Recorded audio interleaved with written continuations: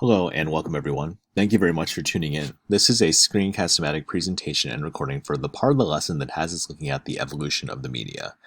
Before we get started, please let me encourage you to open up to today's lesson and to scroll down the correct section. And in doing so, remember your job here is to answer the comprehension questions as they coincide with the reading.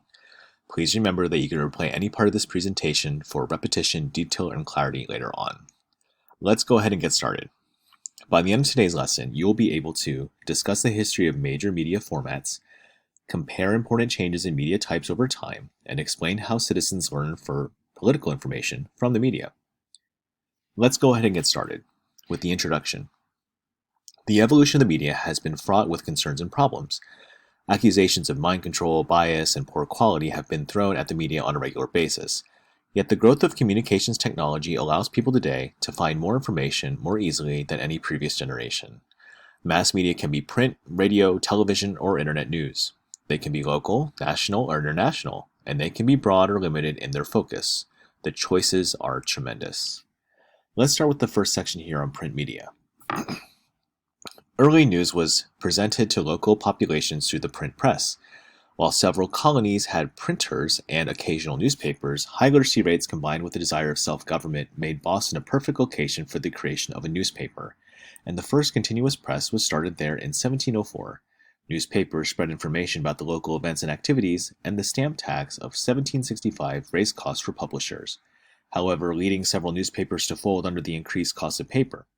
The repeal of the stamp tax in 1766 quieted concerns for a short while, but editors and writers soon began questioning the right of the British to rule over the colonies. Newspapers took part in the effort to inform citizens of British misdeeds and incite attempts to revolt.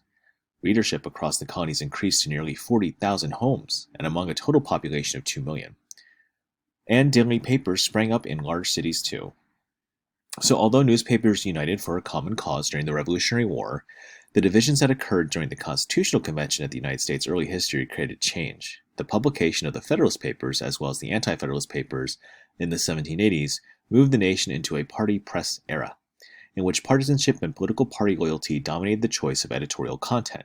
One reason was cost. Subscriptions and advertisements did not fully cover printing costs, and political parties stepped in to support presses that aided the parties and their policies. Papers began printing party propaganda and messages, even publicly attacking political leaders like George Washington.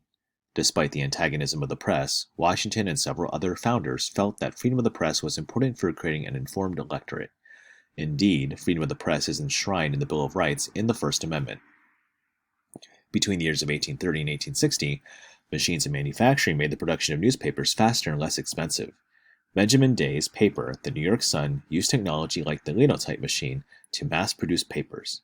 Roads and waterways were expanded, decreasing the cost of distributing printed materials to subscribers, and new newspapers popped up. The popular penny press papers magazines contained more gossip than news, but they were affordable at a penny per issue. Over time, papers expanded their coverage to include racing, weather, and educational materials. By 1841, some of the news reporters considered themselves responsible for upholding high journalistic standards, and under the editor and politician Horace Greeley, the New York Tribune became a nationally respected newspaper.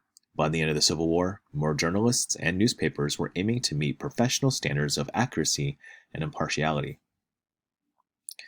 Yet readers still wanted to be entertained. Joseph Pulitzer and the New York World gave them what they wanted. The tabloid-style paper included editorial pages, cartoons, and pictures, while the front-page news was sensational and scandalous. This type of coverage became known as yellow journalism. Ads sold quickly thanks to the paper's popularity, and the Sunday edition became a regular feature of the newspaper. As with the New York World circulation increased, other papers copied Pulitzer's style in an effort to sell papers. Competition between newspapers led to increasingly sensationalized covers and crude issues. In 1896, Adolph Oakes purchased the New York Times with the goal of creating a dignified newspaper that would provide readers with important news about the economy, politics, and the world, rather than just gossip and comics. So the New York Times brought back the informational model, which exhibits impartiality and accuracy and promotes transparency in government and politics. With the arrival of the progressive era, the media began muckraking, which is the writing and publishing the news coverage that exposed corrupt business and government practices. Investigative work like the Upton Sinclair's serialized novel The Jungle led to changes in the way industrial workers were treated and local political machines were run. The Pure Food and Drug Act and other laws were passed to protect consumers and employees from unsafe food processing practices. Local and state government officials who participated in bribery and corruption became the centerpieces of exposés. Now, some muckraking journalism still appears today, and the quicker movement of information through the system would seem to suggest an environment for yet more investigative work and a punch of exposés than in the past.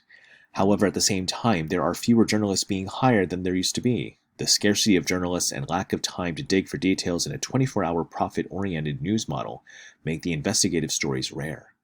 There are two potential concerns about the decline of investigative journalism in the digital age. First, one potential shortcoming is that the quality of news content will become uneven in depth and quality, which could lead to less informed citizenry. Second, if investigative journalism in its systematic form declines, then the cases of wrongdoing are the objects of such investigations would have greater chance of going undetected. In the 21st century, newspapers have struggled to stay financially stable. Print media earned $44.9 billion from ads in 2003, but only $16.4 billion from ads in 2014. Given the countless alternate forms of news, many of which are free, newspaper subscriptions have fallen. Advertising and especially classified ad revenue dipped. Many newspapers now maintain both a print and an internet presence in order to compete for readers. The rise of free news blogs such as the Huffington Post have made it difficult for newspapers to force readers to purchase online subscriptions to access material they place behind a digital paywall. Some local newspapers, in an effort to stay visible and profitable, have turned to social media, like Facebook, Twitter, and stories can be posted and retweeted, allowing readers to comment and forward material. Yet overall, newspapers have adopted becoming leaner, and, though less thorough and investigative, versions of their earlier selves.